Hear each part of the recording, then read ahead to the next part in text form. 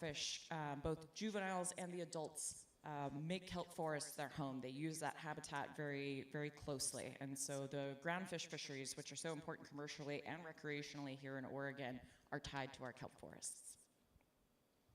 And then this is pretty exciting because just in the past few years, researchers at Oregon State that have partnered with Orca have been tracking how whales forage in the Port Orford area.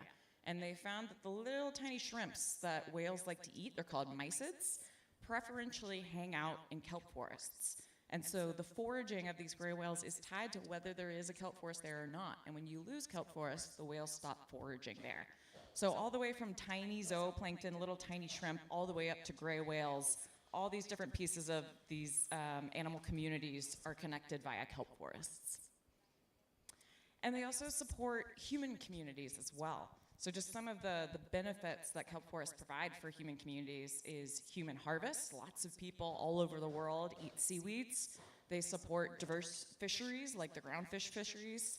They support recreation and tourism. That's one of the reasons that we have an eco-tour operator as a Orca member. They support cultural and spiritual values. They can reduce ocean acidification. They're so good at photosynthesizing that they can actually change the pH balance of the water. They also move a lot of carbon through coastal ecosystems, again, because they're such prolific photosynthesizers. And they can take a beating. They can buffer coastlines from the effects of storms and minimize the amount of wave action and erosion on coastlines.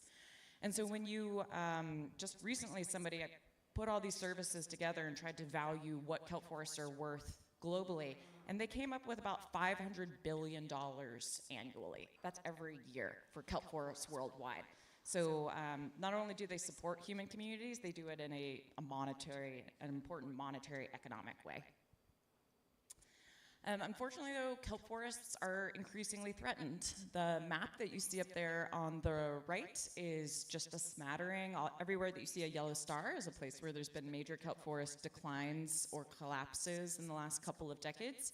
So you can see this is a global problem.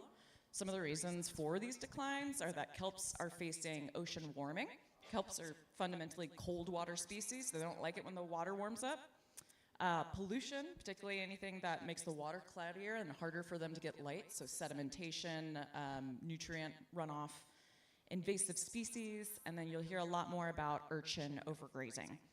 And you'll see that there's this red arrow that popped up 2015 pointing to Northern California. And so a big watershed moment for kelp forest stewardship here in the United States was in 2015 when Northern California's bull kelp forests collapsed. And so that was about 90 to 95% of Northern California's bull kelp forests were gone within the course of like 2 or 3 years, and they have not started to come back. And so it was kind of one of these things that we didn't really appreciate the kelp forests until they were gone, and then it was a real, oh gosh, what are we gonna do? So that's kind of a global picture. Let's zoom in a little bit here and think about Oregon's kelp forests. The main species that make up our kelp forests, we have 2 different kinds of kelp. Again, going back to the terrestrial forest, we have canopy-forming kelps and we have sub-canopy kelps. And so the canopy kelps are like the Doug firs, you know. They're the big ones that reach all the way to create a canopy. And then the sub-canopy kelps are more like vine maples or other kind of shrubs that are lower to the ground. And so our main canopy-forming species you can see over here on the left is the glorious bull kelp. We do have a couple populations of giant kelp, but giant kelp's more prevalent south and north of us. And then over there on the right, you can see, along with the urchins, you can see a bunch of different sub-canopy kelps in the background. And we have 5 or 6 main species that we see pretty regularly of sub-canopy kelps. So sometimes people forget about sub-canopy kelps because you can't see them from the surface, but they're an important part of this forest ecosystem. And so this might not be quite as easy to see as I would ideally like, but just to give you an overview, where do we have kelp forests in Oregon? Well, kelp can only grow on rocky substrate. They don't actually have roots that they grow into the sand. They actually kind of suction cup themselves onto rocks, so they need rocks to be able to grow. So they're kind of limited to where you get less rocky habitat. And these are different little insets showing where there are substantial bull kelp forests in Oregon. Starting north and going south, you get patch patchy forests, smaller forests in like Pacific City, Cape Lookout, Depot Bay, and Newport area. But historically, about 90–95% of Oregon's kelp forests have been Coos Bay south. So the south coast is the real prime habitat for kelp forests. And you can actually see up there between Cape Blanco and Redfish Rocks areas, which is the Port Orford area, that historically was about 64% of Oregon's kelp forests. They're bull kelp forests. So Port Orford itself was historically the real heart of the kelp forest habitat here in Oregon. And so that's what our forests have been, but things have been changing over the last 200 years, honestly, in Oregon's nearshore habitats. So starting in the late 1800s, otters were driven extinct by the Hudson Bay Fur Company, hunting them for furs. From the 1860s onwards, American colonists began displacing diverse indigenous peoples and displacing indigenous stewardship of marine resources. Starting in the 2000s and moving onwards, increasing impacts of global climate change. Again, water's beginning to warm up, things like that. And then 2014 through 2016, the sunflower sea star declined by about 99% in Oregon. And we haven't told you why that's important yet, but keep it in mind. We'll talk more about it here in a minute. And then, as Tom kind of mentioned, in 2019, the Orca was really founded when urchin divers came to Tom and they said, dude, we can't fish Orford Reef anymore. That was their historic prime urchin fishing grounds, one of the biggest reefs in all of Oregon, up to 1 million square meters at its largest extent.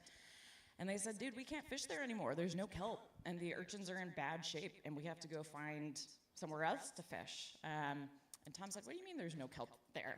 That's a huge kelp forest. And it turned out they were right. And so, next slide, please. Kind of as Orca began to coalesce around these increasing community observations that there was a problem in Oregon's kelp forests, our first task was that we had to document the problem. We had, anecdotal reports from urchin fishermen, from people who were tourism operators and divers, but we didn't understand what was the scope of the problem up and down the state. And so with the support of Senator Merkley and Wyden, as well as former Representative DeFazio, Orca received NOAA funds to do the status of Oregon's kelp forests. And you can see there's a QR code up there if you want to read it. We can make that available later if anybody wants to read it. You can also see it on our website. And so what does it mean to do a status report? How did we assess status? So we worked with a bunch of different institutions. We worked with Oregon Department of Fish and Wildlife, Oregon Coast Aquarium, Reef Check, university scientists. And we wanted to do two things. One, assess what was the current extent and condition of Oregon's kelp forests. And then two, take what data we have from the past to be able to compare so that we understand not only where are we now, but where did we come from. And so that included working with ODF&W and Reef Check to access historic data, as well as doing, I think it was 170 scuba surveys and 21 drone surveys, all in 2023, to capture this big snapshot. And so there's a lot in the report. We'll just pull out a couple findings that are the high-level findings that are particularly relevant here. Number one, kind of over here on the left, you can see this map of where Oregon's kelp forests are, going from north to south. And the areas that are in red, those are places where we lost kelp. And the areas that are in blue are places where kelp stayed kind of steady, or we even saw some small gains. And so it's not that everywhere lost all of their kelp. These changes in kelp condition are patchy, they're spatially variable. And you can see that in the places where kelp was lost, it's everything from, let's see, Redfish Rocks, that was only like a 26% loss, that's not too bad, all the way to Cape Blanco area, that was a 95% loss. So almost as bad, pretty much as bad as Northern California. So it can vary a lot from place to place.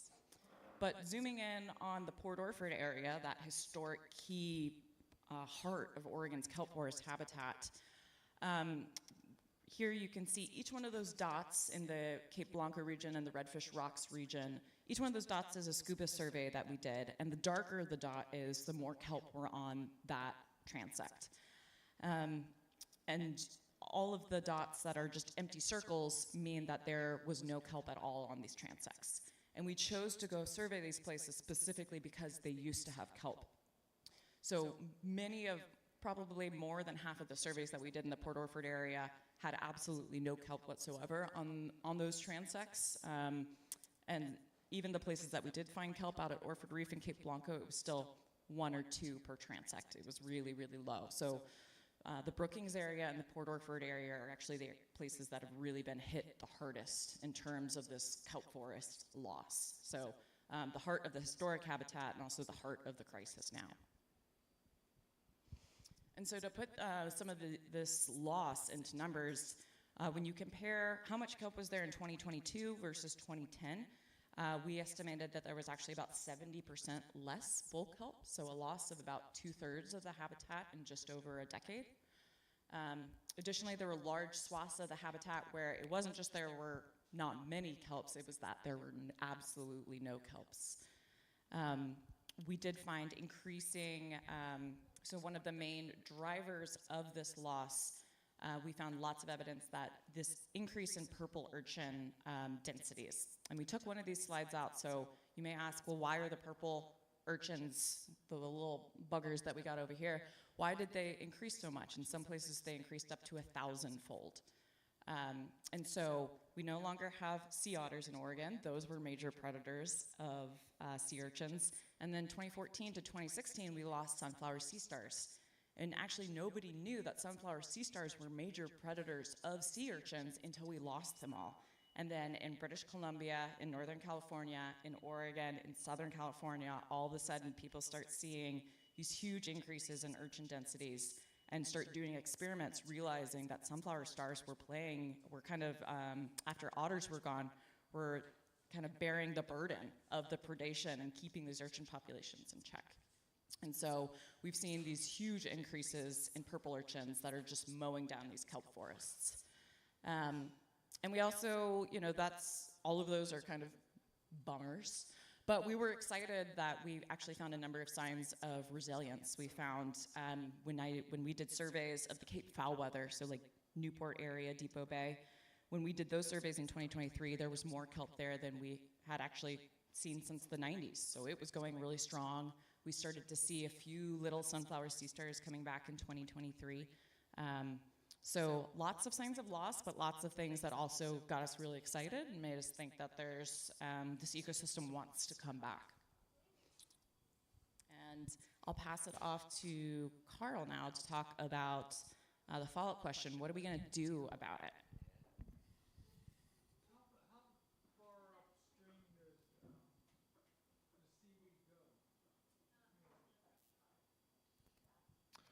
So just a marine one, but bull kelp ranges from Northern California and all the way around Alaska and the Aleutians and into the... it is just in the ocean. So once you get into that estuary habitat, rivers, you're not going to see it as much. You'll see it up rivers a little bit in some marinas. The Charleston Marina has it growing on their docks, but that's probably about the highest up we see it. Get it there. Yeah, so I'm excited to talk about our stewardship initiative. This is what Sarah mentioned. This is the, what are we going to do about it? So we've documented this big decline, and it's time to get to work. So with some support from our government, NOAA, the National Marine Fisheries Service, we actually got some funding to carry out this project, which we're really sort of proud to talk about, with support from our reps. And it's for 2 years of work. So we started this summer, April, May, and we'll do next summer and the one after. So we think with this sort of concerted effort for a few years, we'll be able to make an impact and then carry on this sort of stewardship. We chose that name intentionally, the Stewardship Initiative, so that folks along the coast start to take some ownership of their kelp forests and realize that we're going to have to play a role in this ecosystem coming back. So we chose 6 sites down the coast that were selected by community members. In particular, what Orca is all about is hearing from the community, and when the community says we've seen this loss of kelp forests, we've seen this fishery decline, that's a cue for us to start thinking about that area. So going from the north coast coming down, we have Cape Lookout and Kawanda Rock, Cape Foulweather, South Cove off Cape Ergo, and then Nellies and Macklin are sort of where the bulk of our work is. And again, all of these are reported to us by community members.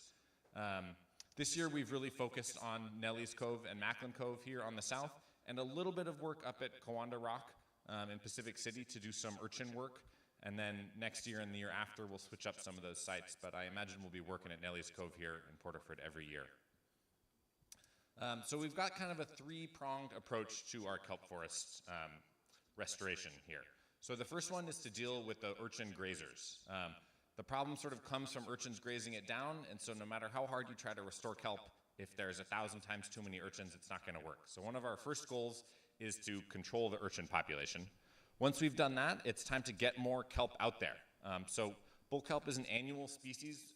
As Sarah mentioned, you can have fluctuations year over year, which means that if you do a good job in one year, we can have a big impact that next one. So we deal with the urchins, then we work on seeding more kelp out there.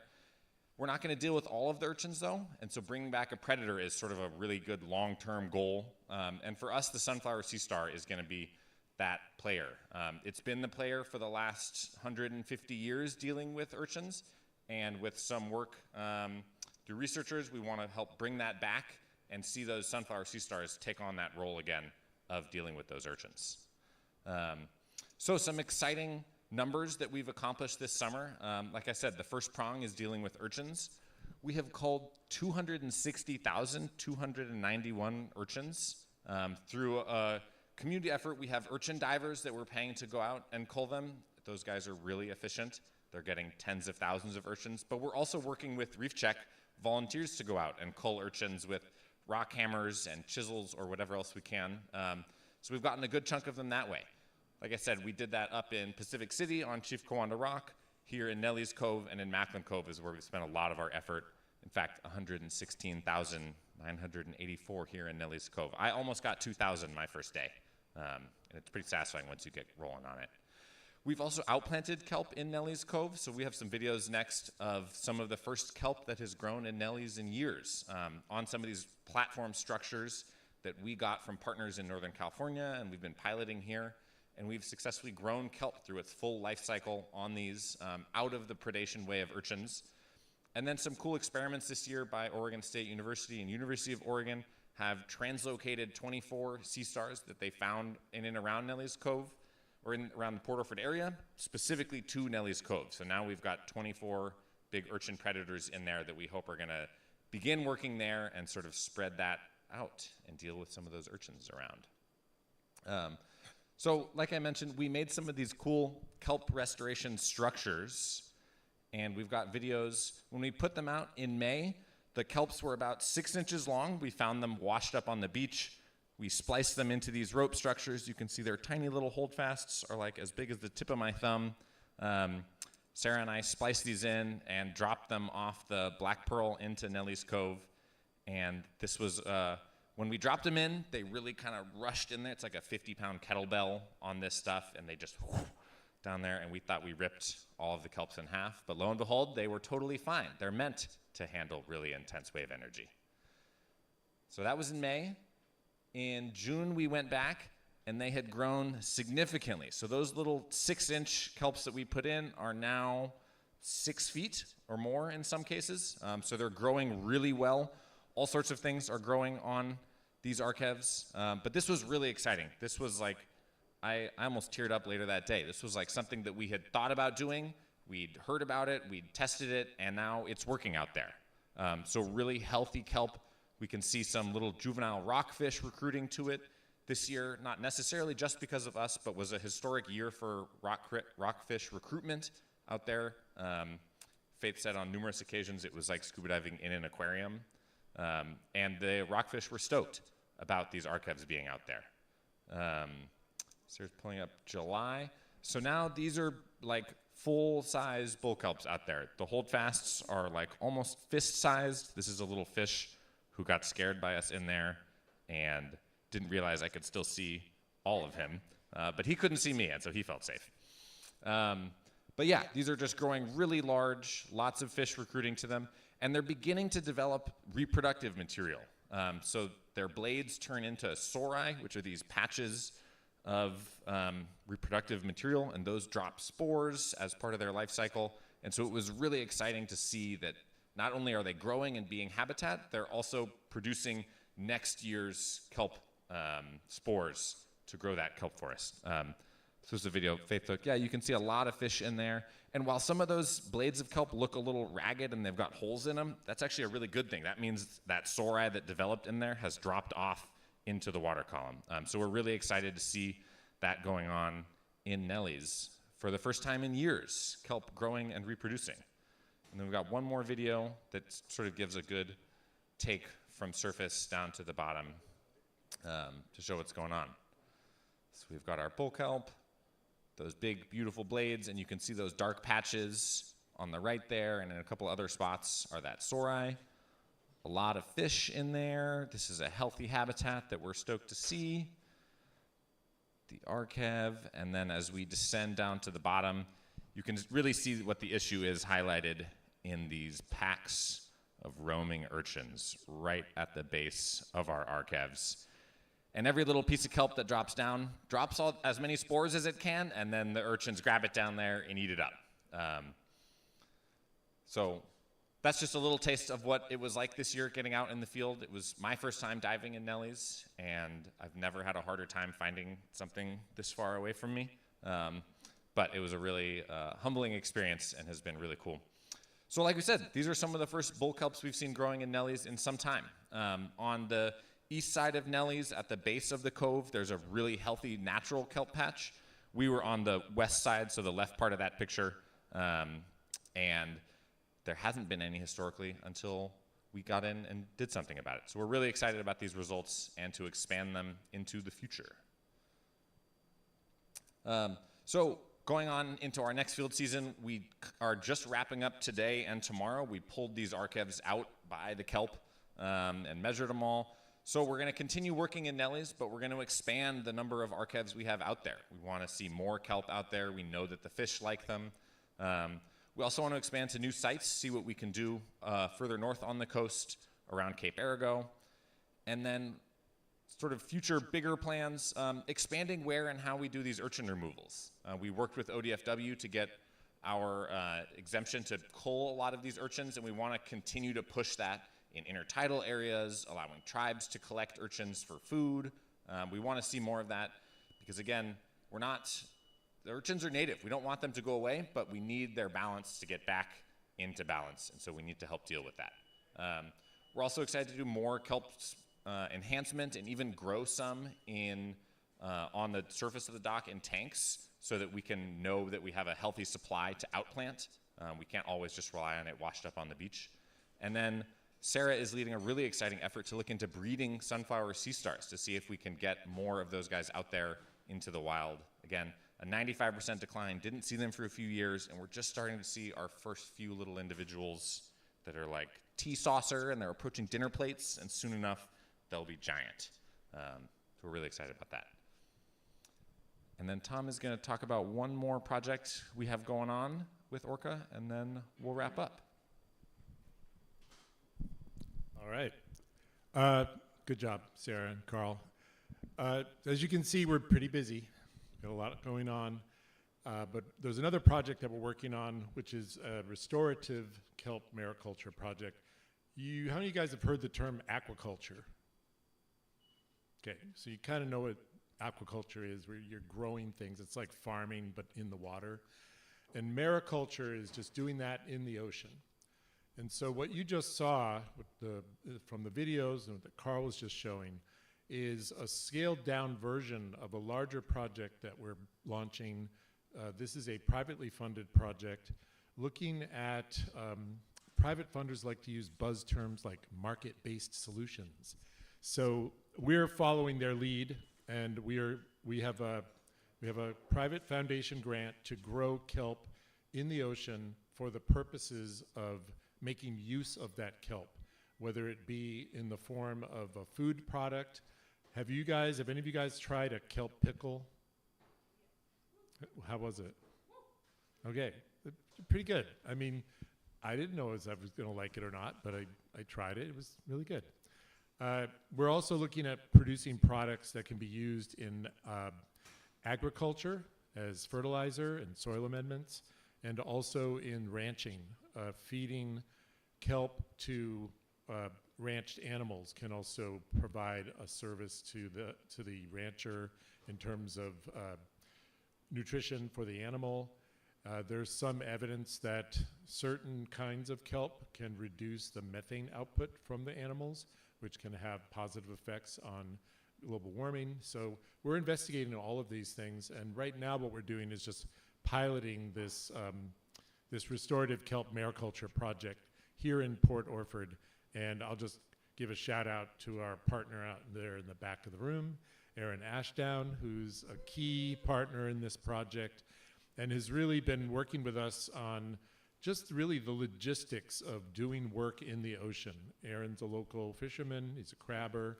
Aaron and I have been working together on this project for a few years now, trying to come up with the best strategy for actually doing this. But what's really exciting is you just saw the video of us taking little kelp and splicing it into rope and seeing it grow. And that's essentially our goal with this mariculture project. Maybe go to the next slide. Another goal is to see if we can do this without putting any more plastic in the ocean. You probably have heard a lot about plastic in the ocean, there's too much. And we're gonna do this project without adding any plastic. And what you see in these photos is natural rope, that's manila fibers. And then those buoys, we worked with someone in Maine who grew those buoys from mushrooms. And happy to say that they worked, but they only worked for a while. So we're switching to an even more old school approach, and we're gonna be building buoys of wood and using floats made of glass and sticking with that fiber, which has worked really well. And we think we have a path forward to do this work, to grow kelp in the ocean without throwing any more plastic in the ocean. So a few parting messages before we switch over into the entertainment portion of our evening. Well, maybe this has been entertaining too, I don't know, hopefully. Has it been entertaining? You guys learning something? Okay. Well, you've heard from Sarah that, kelp forests are super important. They're supporting so much biodiversity, and just like our forests on land, we really need these forests in our oceans to be healthy too. We've lost a lot of our kelp forests in Oregon, which is a real bummer to think that we lost 70% of these really valuable forests.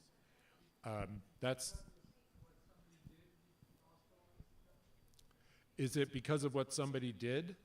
Well, it's really, if you look at it as a forest ecosystem, what we think we're seeing is a system that has lost its balance, where the urchins belong there, the kelp belongs there, the sea stars belong there, but they're in the wrong proportions. There's way too many urchins, there's not enough predators to eat the urchins, and as a consequence, we lose the kelp. And the kelp is an annual. That kelp has to grow back every year. And the urchins can just hang out. And I don't know if we covered this, but they can go a long time without any food. So unfortunately, when we have to have that kelp grow back every year, but we have urchins that want to eat it, that can live for over a year without food, which is shocking, but it's true. And that's a very troubling dynamic in terms of restoration. So we have to really be active in this, which is what we're doing. And that's the final point, I guess, is we really have to get to work. And that's why we're really focusing on action. If you follow our website, which is OregonKelp.com, sign up for our mailing list, follow us on social media, also at Oregon Kelp. Keep on the lookout because we're going to be publishing you heard about the status report, what's going on. We're going to be producing a What Are We Doing About It document called Orca in Action. And you'll hear more about all the things you've just been hearing about. And we'll be at it for a while. It's a big problem. It's going to take a long time to work on it. But what feels good is to be taking that action. And I think that's really our real message is it's a big problem, but we can handle it. We just have to work together and start now. And I think the other point I want to make is we try not to only focus on what's been lost, but also focus on what is still here and do what we can to preserve what we have. Because all kelp comes from other kelp, as Carl was saying earlier. Those spores that Sarah was talking about, those spores that are being produced are the seeds of the new kelp that's going to grow. So we have to focus on keeping the kelp producing spores to make the kelp for the next generation. And it's very exciting to see kelp growing in Nellie's Cove and in some other places where we've been working, and it happens pretty quick because it does grow back every year. So things you can do. If you're a diver or know someone who's a diver, you can dive with us. And Faith is here from Reef Check. You can talk to Faith if you want to get information about how you could be involved or someone you know could be involved. Talk to Faith. Check out the status report. All those maps that were a little hard to read here, you could take a closer look at those, get a better sense of what's going on, keep a lookout for the things we're doing.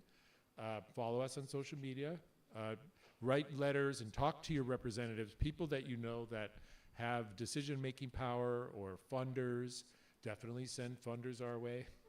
And you can also donate to us on our website. So those are some things you can do. But first, we're going to turn it over to the trivia portion of the night. Because I think, I guess I should stop and say that all of this work can't happen without a lot of partnerships, and these are just a few of them that you see up here.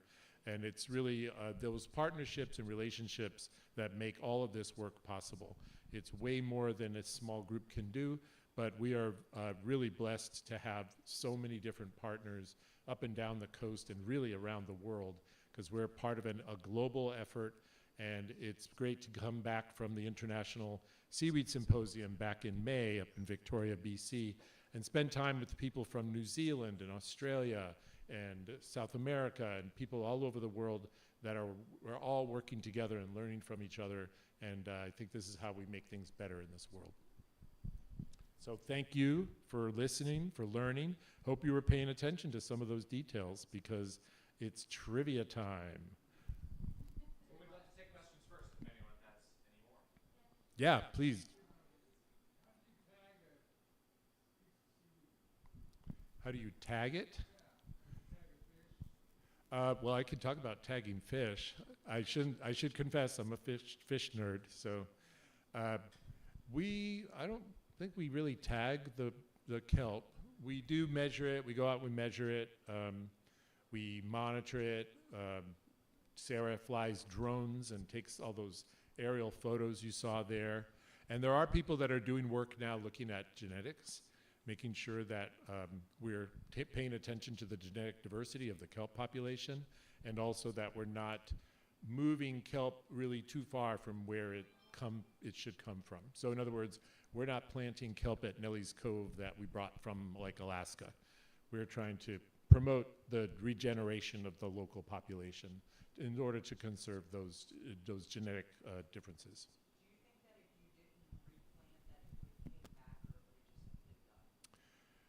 One, I guess my take on that, and I may pass the mic to Sarah, but my take on it is that one thing we know is that the kelp can only grow from there being kelp there before.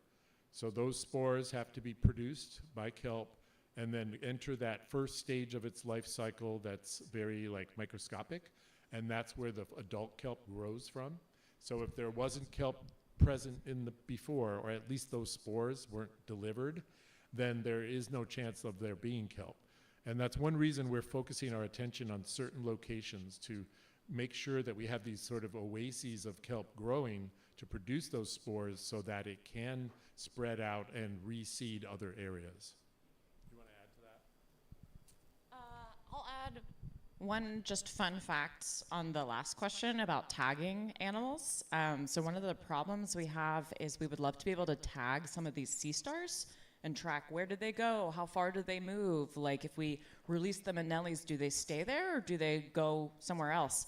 But sea stars actually, if you try to tag them, they've got, sunflower sea stars have up to 24 arms. So they'll just drop that arm and be like, I don't need that arm.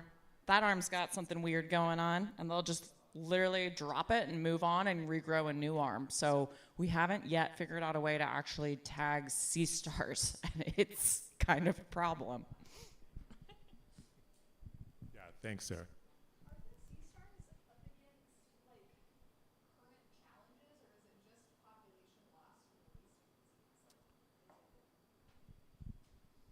I'm going to give you a quick answer, and I'm going to turn it back to Sarah. So I would say what we saw was a massive loss due to sea star wasting disease. And now we're seeing this rebound. We're seeing more of them all of a sudden, and they seem to be very healthy. And some really good news recently is that we figured out what's causing the disease. So now we actually have that knowledge that we can apply in the real world to figure out, are we making sure that we're working with stars that are healthy and we can screen them, like we're not going to have to worry about reintroducing disease. But I'll let Sarah say a little bit about what some of our plans are going forward. Yeah, so in Oregon, it was actually a 99% loss of sunflower sea stars from 2014 to 2016, and that was entirely driven by the epidemic of sea star wasting disease. So we're seeing stars come back, but we know sea star wasting still exists in the system. Like, you still see animals in the intertidal, you still sometimes see animals while you're diving that display those characteristic lesions and twisting arms. So we know it's around. So it feels, the fact that we know it's still in the system, but some sunflower stars are starting to come back. Nobody knows yet, but we are hoping that there is some level of population resistance or resilience to the disease that wasn't there before the epidemic. But that's an area of active inquiry. Another thing to note about sea star wasting disease is it's related to temperature. The pathogen that causes it kicks into overdrive when it's warm. So this is very much intertwined with climate change and global warming. You wanted me to say something about captive breeding? Yeah, at least let them know that. Yeah, I'll just flesh that out. Kind of Carl mentioned we're submitting a proposal to ODF and W later this week, actually, asking them if they would be open to the idea of a Pycnopodia sunflower sea star captive breeding program. And if you may have heard about something like this with like condors. Condors got down to this tiny, tiny population that was really at risk of extinction. And so the Oregon Zoo, actually one of our partners, breeds condors in captivity and then releases them into the wild to bolster the wild population. And that's what we're hoping to do with sunflower sea stars. And there have been really promising trials in Washington and California that have found that these captively bred individuals, you put them back out in the system and they don't automatically get disease and die. So there's some promising first signs that this could actually work. So fingers crossed that we can keep moving that pathway forward. Cool. And the other positive sign, I'm going to put you on the spot, Faith. How many of the 24 sunflower sea stars that released into Nellie's Cove were you able to see on the last dive?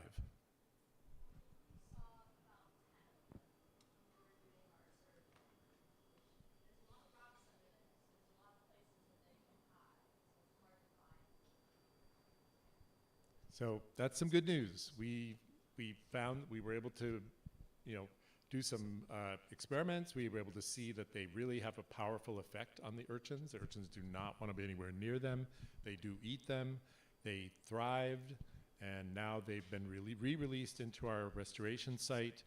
And I like to think of them as, members of the team, the Kelp Forest Defender team that are out there helping to control those urchins. And we'll just keep moving in that direction. Yes? What's the most dangerous part of doing the survey of Kelp? I guess I would just say, Big dangerous ocean out there, indeed. Daytime only? Yes, we don't do this at night, thankfully. I would say the most we do. I will say the way I'll answer that is to say that we focus a lot on safety, particularly when it comes to any of the underwater work. Diving is risky business, and I know Faith can talk about this because she is a very experienced diver. Carl is a diver, Carolyn's a diver, Sarah's a diver, I'm a diver, and we really focus on making sure that everybody's safe. We don't go if it's really unsafe conditions, and in fact, we have had to call things off because we make a plan and then things don't look the way we thought they were going to, and we just decide to pull the plug. You do most of your out of the port?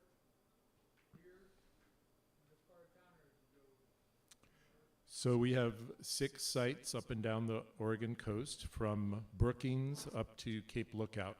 So we work at all of those sites on above the surface and below the surface. And so, of course, we go out of different ports depending on where we're going. And in some locations, like the Kiwanda Rock location in Pacific City, we actually work with dory fishermen who launch their boats from the beach, which is very exciting. Hopefully not too exciting. The day that I was there, it was awesome. It was a perfect day.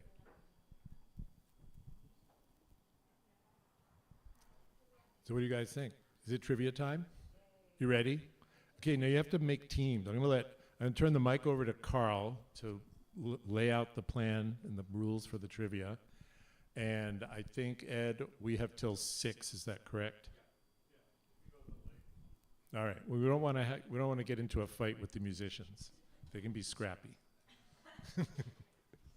So, Carl, back to you. Thanks, everybody, for your good questions and for listening. I hope you were really listening. Hey, y'all. I'm realizing for trivia, we don't have our trivia sheets, but people here probably have smartphones, or maybe we can get some paper from Ed. But why don't we take a few minutes and figure that out? And y'all can come up and see some urchins in the meantime. We'll do trivia in 5.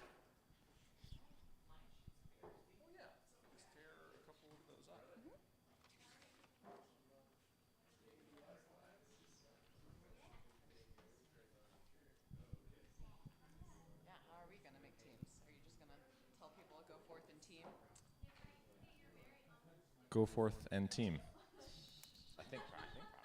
We can do like a table. I think we're also giving out prizes with it, so more people, there's more prizes going out.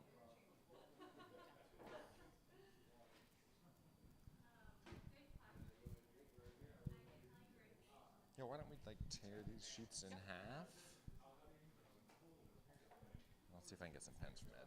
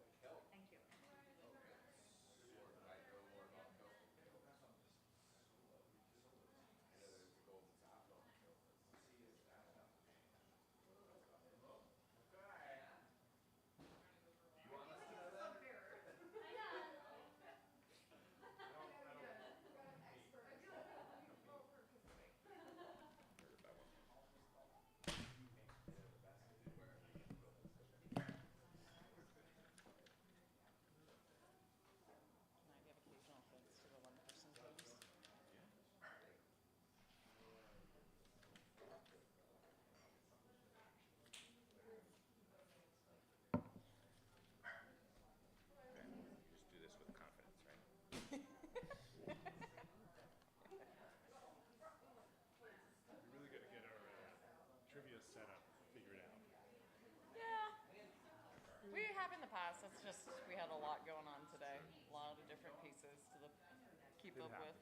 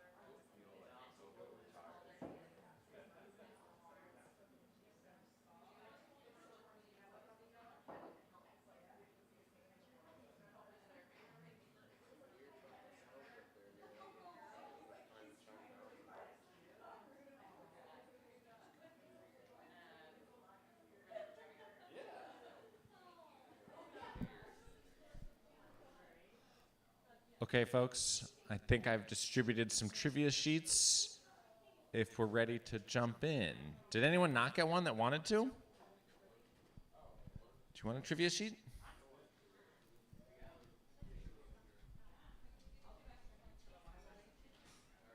Sarah, we need one more.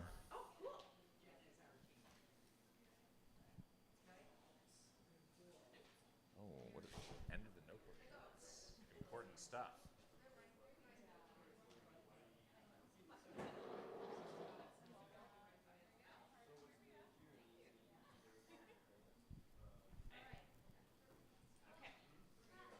I'll holler, I'm extra loud.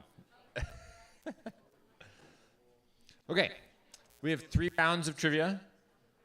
Our first round is general Oregon marine knowledge. So, how many miles is the Oregon coast? The Oregon coast is how many miles long?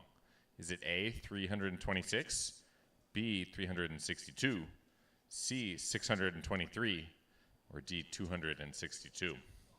It's some combination of those numbers. I know, this is kind of a cruel one.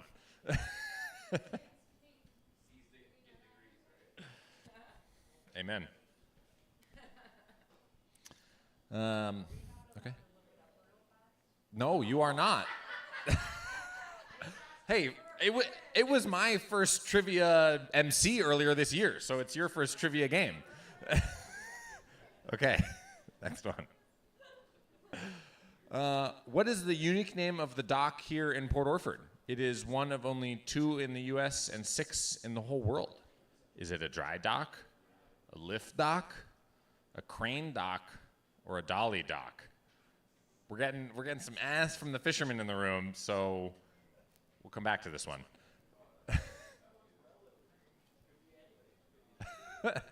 They're not wrong. Okay. Next one. Feel good there? Okay.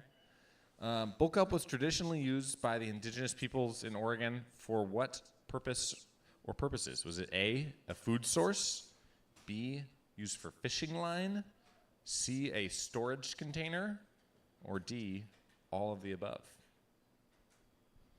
What do you think bull kelp was used for by those people and still used for today?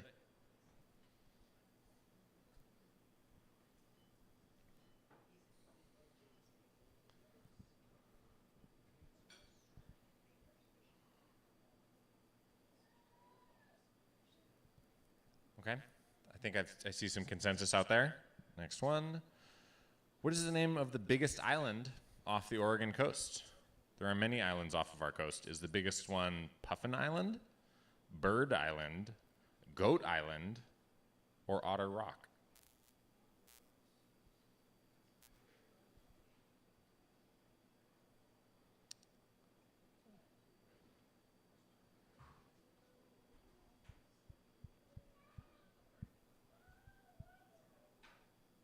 Okay, I think I'm seeing consensus out there. We'll move on to the next one. How many different commercial species were landed here in the Port of Port Orford in 2024? 33 different species, 14 different species, 50 different species, or 62 different species? A lot of action out of the Port of Port Orford either way.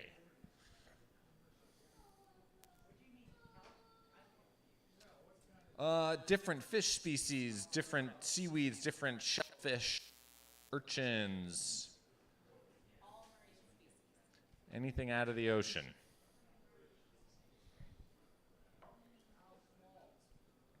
However small.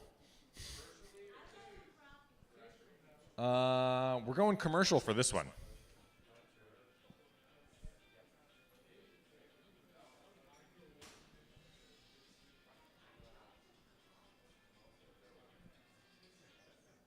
Okay. Yeah, we'll go on to the next one. What species are allowed to be harvested in the Redfish Rocks Marine Protected Area? So just south of town is the Redfish Rocks Marine Reserve, and there is a protected area in there, but there's still a few species allowed to be harvested. Or is it A, salmon, B, Dungeness crab, C, halibut, or D, rockfish? What can you still harvest out there?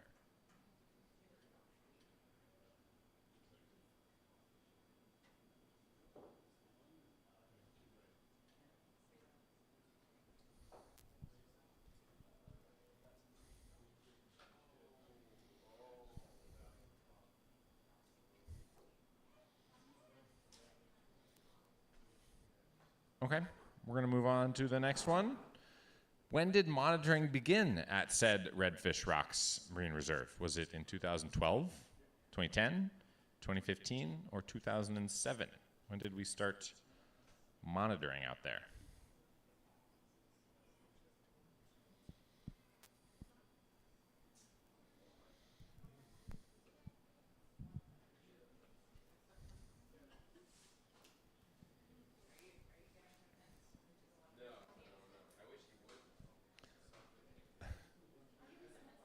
We'll jump into the last question here. How far offshore does the Oregon territorial extend? While I'm asking about Oregon, this question is ubiquitous to all states in the U.S. Is it 1 kilometer, 3 miles, 20 fathoms, or 10 leagues?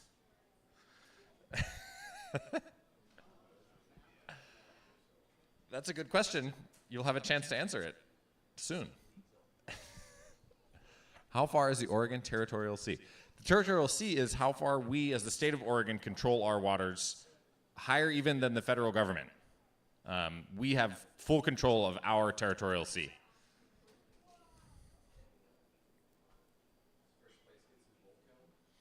First place gets some merch. Something on the line. Okay. If everyone feels good there, we're going to have a bonus question. If your depth finder finds you at 50 fathoms, how deep are you in feet?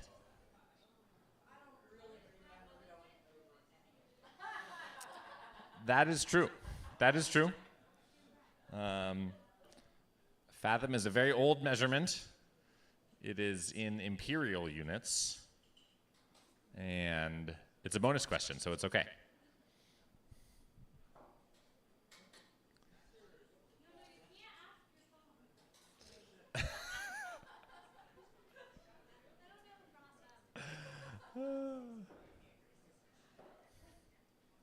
Okay. If folks feel good there, we're going to get on to the next round here. Sarah or Tom? I'm doing answers all at the end. Or do you want to do answers now? Do you like answers now? All right, we'll do answers now. Fair enough. The Oregon coast is B, 362 miles long. B. The unique name of the type of dock here in Port Orford, I've been told is a dolly dock. Dolly lift. Yes, good work there. It is also a dry dock because of that, and there are lifts and cranes that do all of those things. We don't make this trivia easy. Bull kelp was traditionally used by indigenous peoples in Oregon for all of the above purposes. You can eat it. We still know that today. Dried up, the bottom of it is a really good fishing line. The top bulb part can be used as a storage container for animal fats and other liquids, and more. Pretty cool. The biggest island. You can at a certain time of year. I believe it's before June. March through June, you can go find yourself some bull kelp. The water's a little cold for you, but you could. The biggest island off the Oregon coast is C, Goat Rock.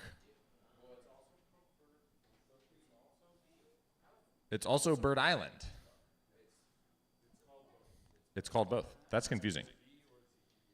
B or C. We will take either, I'm being told.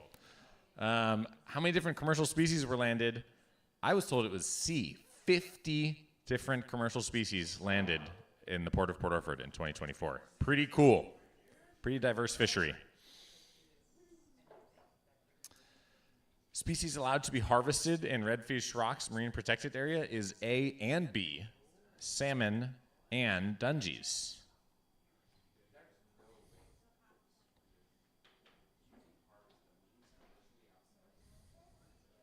So A or B is correct. You can take either one. No half points, but any points are good points. Monitoring began at Redfish Rocks in 2010. 2010, we started monitoring what was out there. 2012, we decided to establish it. It's 2010, B, when monitoring began. For 7. The Oregon Territorial Sea extends 3 miles offshore. 3 miles. And I know you've been really curious. A fathom, if your depth finder says 50 fathoms, the water beneath your boat is 300 feet deep. 6 feet to a fathom. Approximately, exactly.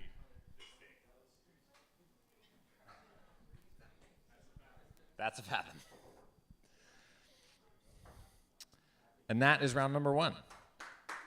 Yes, thank you, thank you. Do we have anyone with 9 points? Did anyone get everything right and the bonus? Yeah? All right. Well, we've got T-shirts and stickers available. Actually, we don't have all the sizes in here, but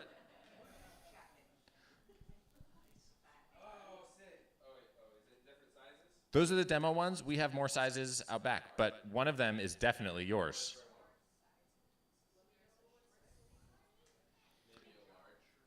I think.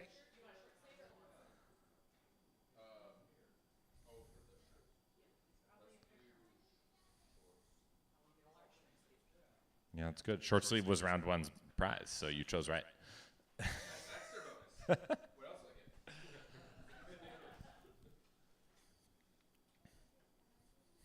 Okay, while Sarah's grabbing that one, we are going to move into round two, sea creatures. Pretty exciting.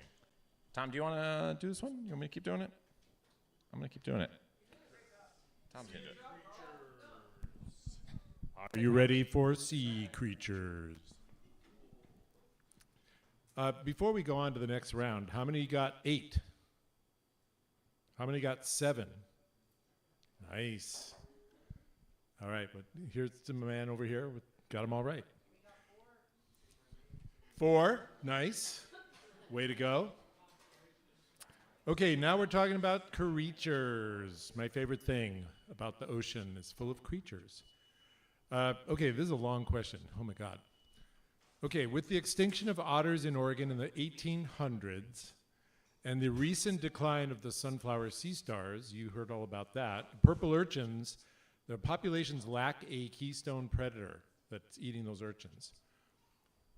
But which of the following Oregon fish species is also well known for eating urchins? Okay, there is one out there. Is it A, cabezon?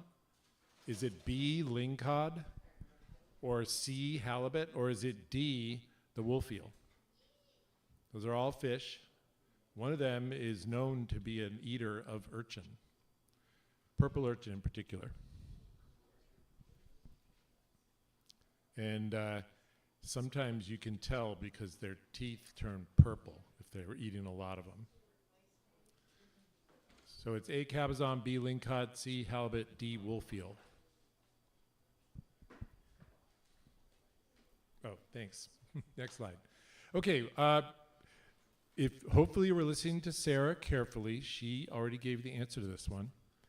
Which animal eats mysid shrimp that are found in the kelp forest? These are tiny little shrimp. And is it Dungeness crab, A, or B, lingcod, C, the gray whale, or D, the sea star? One of those animals eats the little tiny mysid shrimp that are found in little big clouds of them are found in the kelp forest. A, Dungeness crab, B, lingcod, C, gray whale, D, sea star.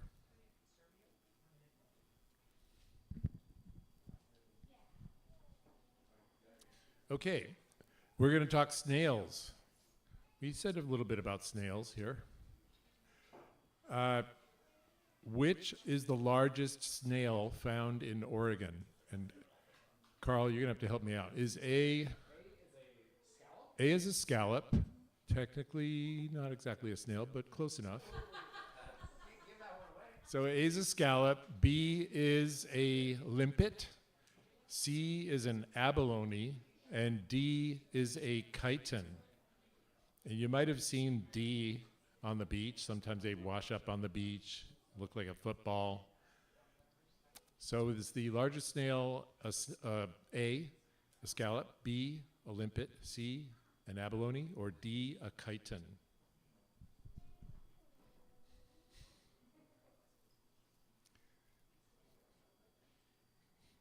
I'm going to let you go ahead. Okay, so the sea stars and the urchins, and if you paid attention, you might have noticed these urchins over here waving the little tube feet around. You might have seen the similar thing with sea stars. And this question is about what the system is called that they use for locomotion, for feeding, for respiration or breathing. Is it called a water vascular system, a cardiovascular system, a hydraulic system, or a muscular system? It's some kind of system they're using to move their little tube feet around and move things around, move their food, move their, their blood, their feeding, their walking, their respiration.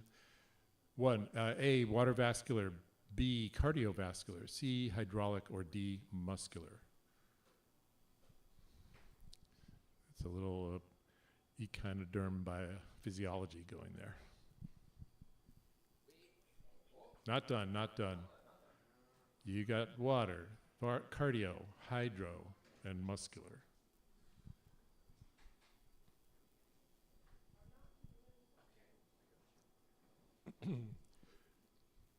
Okay, going back to urchins. Now we're going to talk about red sea urchins. These are not the ones over there in the tank. Those are purples. Reds are a little bigger, sometimes a lot bigger.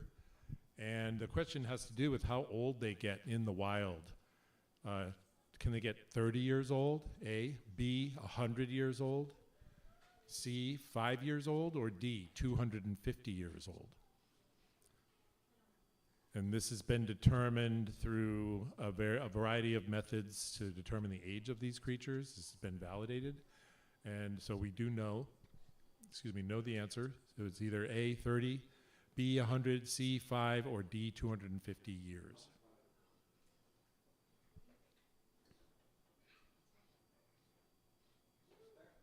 Okay. How many of you guys took a close look at those urchins over there? And Carolyn has been showing you guys. We're on question 6, and the question is, what do we call the mouth structure that sea urchins use that holds their teeth? We didn't get into this too much, but they have 5 teeth, and they're eating. It looks like this. And that structure has a name. It's called A, Occam's razor, or B, Persephone's flower, or C, Zeus's beard, or D, Aristotle's lantern. And one of those is correct. The sea urchin's mouth structure is either called Occam's razor, A, Persephone's flower, B, Zeus's beard, C, or Aristotle's lantern, D.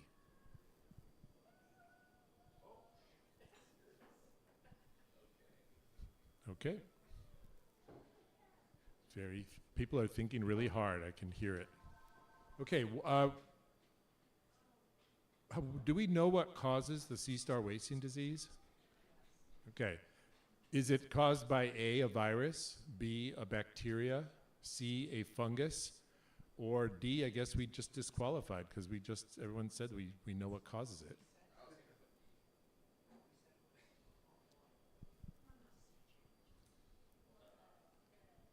So it's, I'm gonna go ahead and eliminate D and just tell you that it's one of the other 3.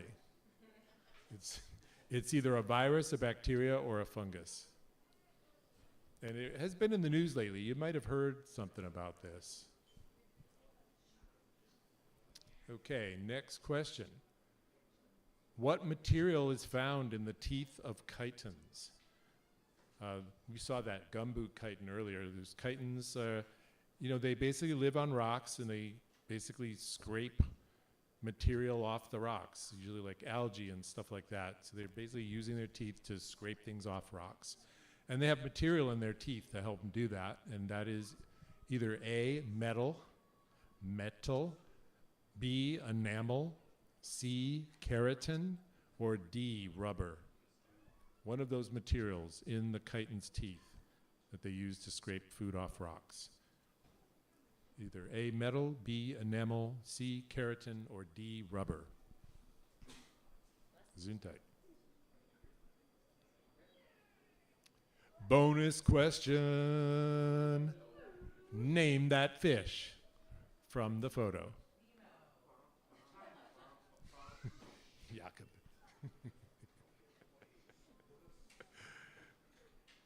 Okay, you get a good look at that fish. How many of you have seen that fish before?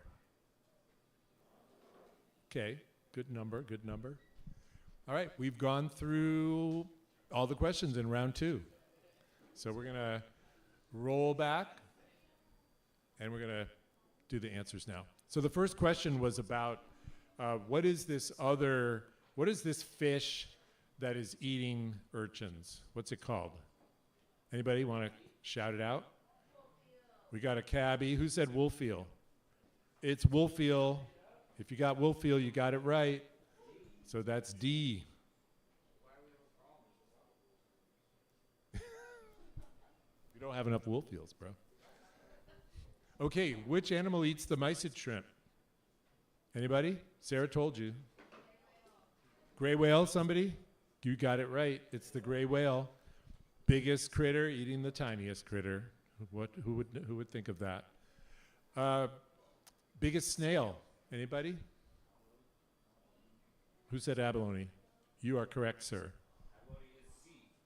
And that's C, and that is a snail, unlike scallop. Abalone found in the world, actually. I think it's the largest. The red abalone. The red abalone is the biggest abalone.